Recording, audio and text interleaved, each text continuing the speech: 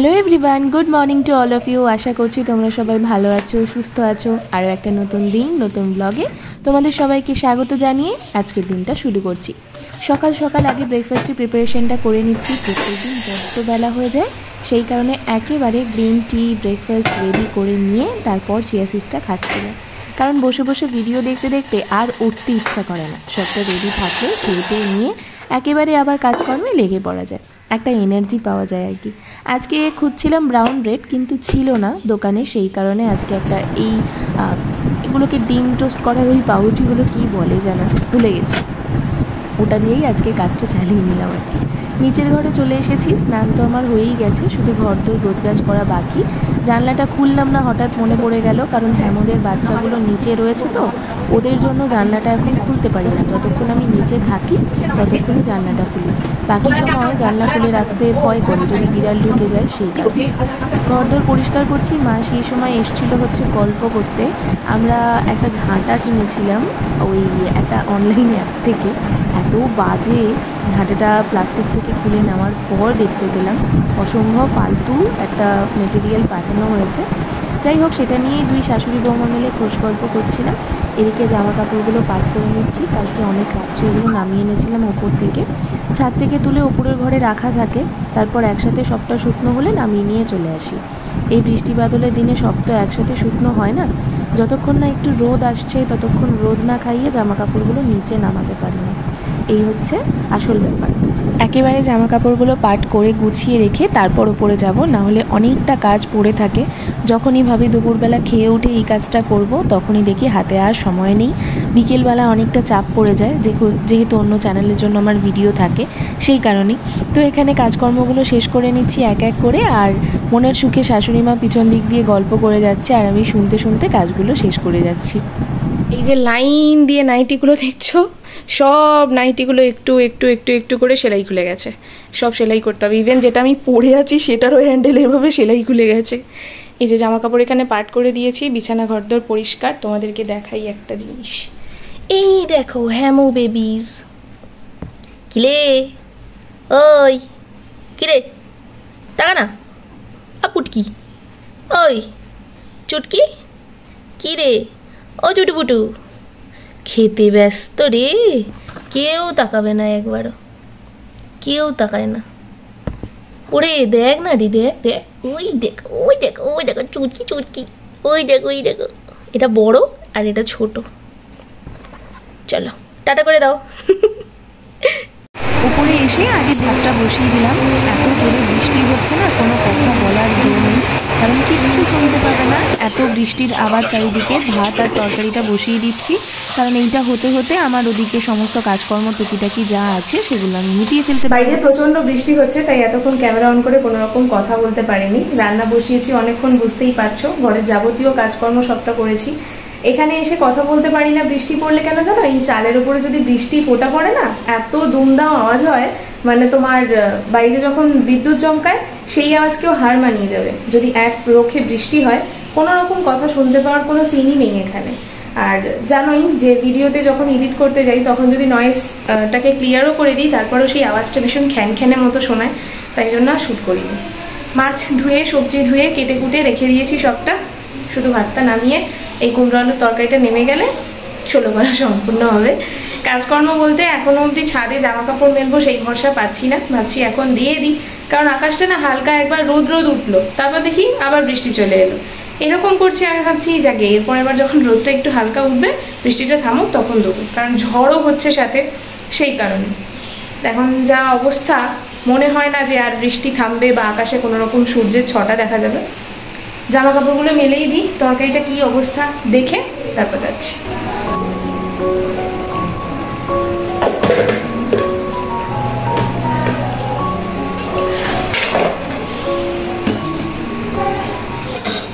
আবার বৃষ্টি পড়া শুরু হয়ে গেছে। এখন তাহলে বলি, রান্না চলছে, রান্না চলছে। রান্না শেষ হওয়ার নাম তো নেই, এদিকে বৃষ্টি অনবরত পড়েই যাচ্ছে। মুখটা আজকে না কেমন একটা শুকনো শুকনো লাগছে। একটু রোগা রোগা হয়েছি, কচু হয়েছি, কিচ্ছু না, মুখটা একটু রোগা রোগা লাগছে কেন কি জানি। না না ভেবো না, এক্সট্রা কোনো ফিল্টার দেওয়া আছে সেই জন্য, এমনি মুখটা কেরম রোগা রোগা লাগছে। জানি না, দেখি। ওই দেখো জানলার মধ্যে টিকটিকি বাবা জীবন রয়েছে, ভয় লাগে আমার টিকটিকি দেখলে। যা না রে, যা না, যা না, যা না, যা না, যা না, যা যা যা পালা। এই হচ্ছে বাইরের দশা।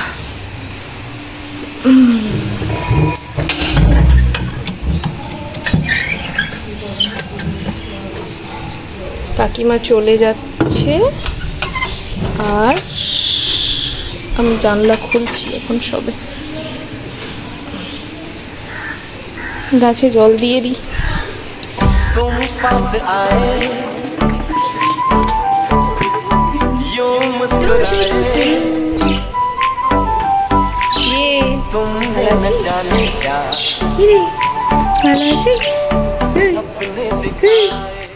যে পিঙ্ক রেইনকোট বাড়ি চলে এসেছে। High high. বৃষ্টির দিনে আমি কেচে ভর্তি করেছি, কিচ্ছু শুকাবে না গো। কি মনের দুঃখ, দুঃখ বড়। ওই দেখো, ওই দেখো, ওই দেখো উড়ে পালাচ্ছে। যেই ক্যামেরাটা এনেছি সামনে উড়ে পালাচ্ছে।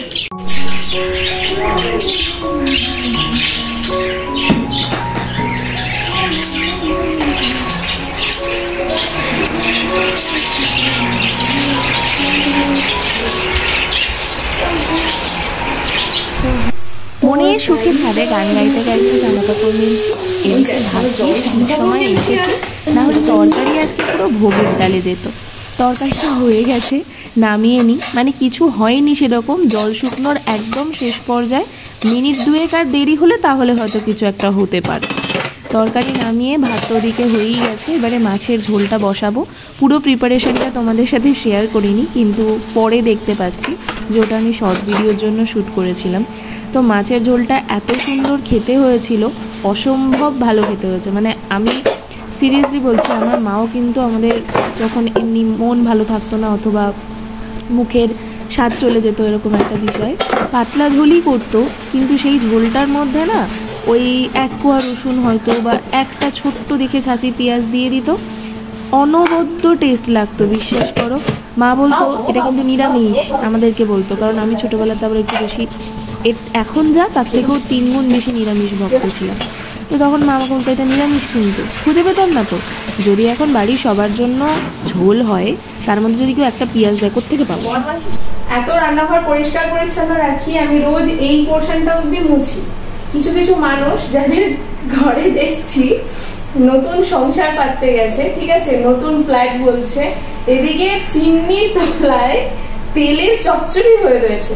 মানে আমার বাবা গরিবের রান্নাঘর, এক্সস্ট ফ্যান চলছে, তবু এত কালি ঝুলি তেল এই অবধি করে দেওয়া আছে। মানে আমি কিন্তু নর্মালি হাত পাবো না, ঠিক আছে। আমার পক্ষে নর্মালি এইখানে দাঁড়িয়ে এই অবধি হাত দিয়ে মোছা প্রত্যেকদিন সম্ভব নয়। তারপরেও তোমরা এসে কেউ এখানটা একবার এরকম করে আঙুল দিলে না তেল চিটে পাবে না। মানে মোছামুছি করে পরিষ্কার পরিচ্ছন্ন করে রেখে দিই। মানে কত জন্ম ধরে আমি শুধু ভাবি তারা রান্নাঘর পরিষ্কার করে না। এবার অনেকেই বলবে তোমার নিচের রান্নাঘরটা কি? আমার নিচের রান্নাঘর আমার শাশুড়িমা জানলাই খুলে না, তেল চিটুনিটা বেরোবে কোথা থেকে? পুরো একটুখানি একটা প্যাসেজ জানলা খুলে না, এদিকে দরজাটা বন্ধ রেখে দেয় বিড়ালের জন্য, যাতে মাছটা এসে না খেয়ে নেয়। সবকিছু মিলিয়ে মিশিয়ে তেল চিটুনি হওয়ার অনেক কারণ আছে। আর মা যখন পরিষ্কার করে, মায়ের একটা ইয়ে আছে, কি বলতো, নেবে সার্ফ নেবে, নিয়ে না ওয়ালগুলো মুছে আর সেটা আলতো করে নাতা দিয়ে রাখবে, যাতে পরের বারে ময়লাটা নাকি তাতে কম পড়ে। এবার আমি জানি না আমার বাড়িতে কতটা সত্যি কথা বা কতটা মানে একটা ভুয়ো চিন্তা ভাবনা আছে। আমি শুধু আজকে একজনের রান্নাঘর দেখছি আর ভাবছি, বাবা চিমনির তলায় এরকম টক টক করে পুরো তেল চিটিনি হয়ে রয়েছে। মানুষ ভিডিও করে বলেই দেখা যায়, সত্যি সত্যি না। এটা তার দোষ নেই যে ফ্ল্যাটে থাকতে গেছে, যারা তার আগে ছিল তারা যে কি পরিমাণ নোংরা ছিল এটা সেই ফ্ল্যাটটা দেখেই বোঝা যাচ্ছে। বাবারে বাবা,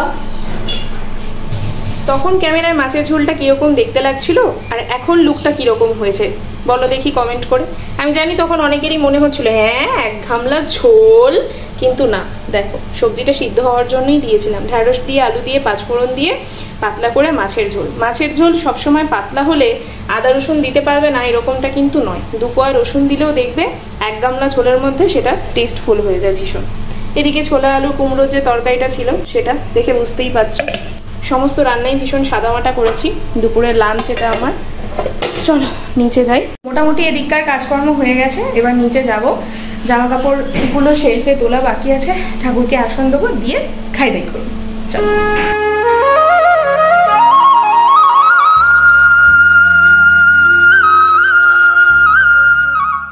तेरे बिन तेरे बिन तेरे बिन तेरे बिना जीना नहीं मरना नहीं तेरे बिन।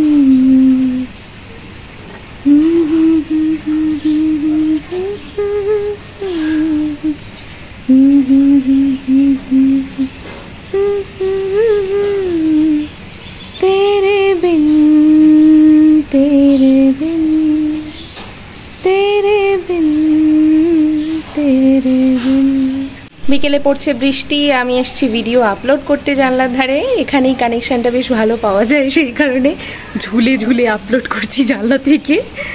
হ্যাঁ, চারিদিকে আবার জল জমে যাবে, মানে আমাদের এই পিছনের দিকে জমিটা তো একটু নিচু, অল্প বৃষ্টি হলেই জল জমে যায়। কি সুন্দর এক্ষুনি ওই বকগুলো উড়ে উড়ে ওই গাছটার মধ্যে থাকে, তো ওদেরকে ওটাই দেখাচ্ছিলাম।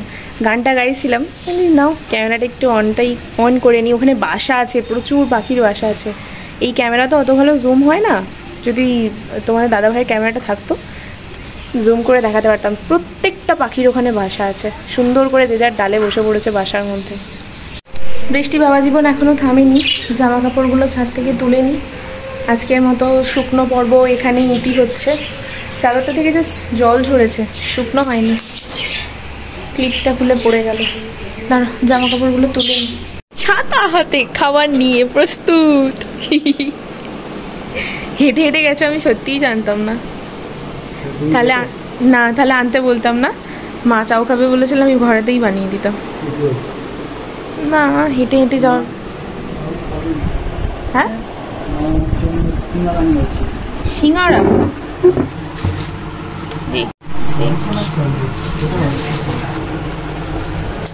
মা সেদিনকে বাবুসোনার চাউটাও বললো ভালো লাগছে না, ডিমটা ঠিকঠাক ভাজা ছিল না বললো। তা আমি প্রথম দিনকে ভেজ খেয়েছিলাম তো অসুবিধা। এটা মায়ের সিঙ্গারা, ভালো এই দুটো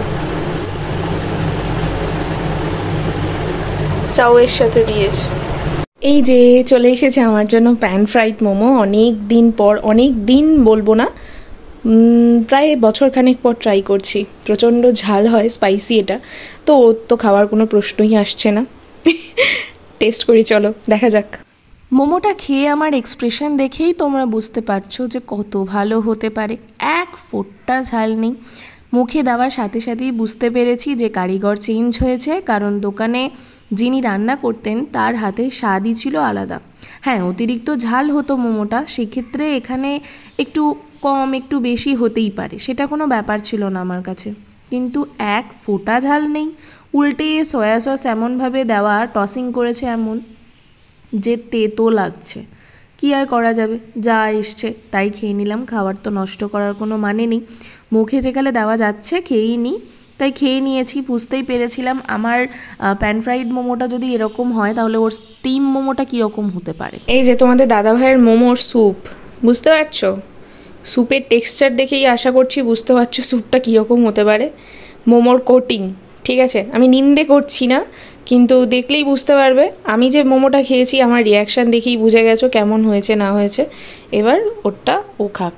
নাও এদিকে এসো, নাও টেস্ট করো। স্যুপটা ফার্স্ট টেস্ট করো, তোমার তো স্যুপ সব থেকে পছন্দের হয়, স্যুপটা ফার্স্ট খাও।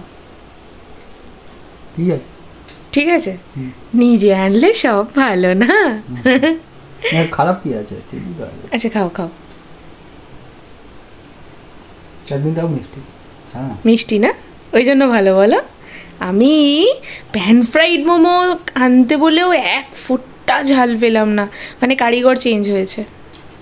মোটা করে আসলে ওটা ওনারই তো দোকান ছিল, উনি আর নেই, কোথাও জব টব পেয়েছে বোধহয়। না খেয়ে ফেলো তোমার টিফিন। আমার ফ্যামিলির মিষ্টি বন্ধুদের সাথে শেয়ার করছি বৃষ্টির দিনে এক কাপ চা। আশা করছি তোমরা সবাই বৃষ্টির দিনে পাকোড়ার সাথে চা এনজয় করছো।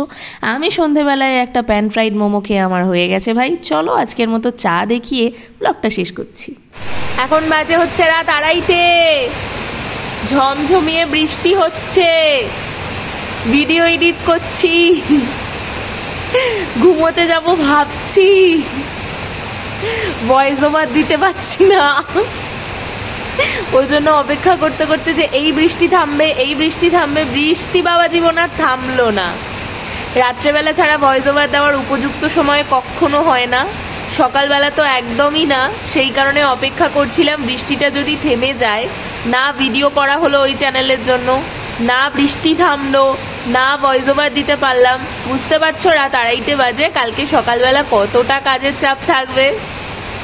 চলো আর বুঝিয়া সুঝিয়া কাজ নাই, আজকের মতো ভিডিওটা এখানে শেষ করছি। ভিডিওটা ভালো লাগলে do like, comment, share, subscribe our channel. Tata guys, বৃষ্টি রাত্রে সবাই জমিয়ে ঘুমাও।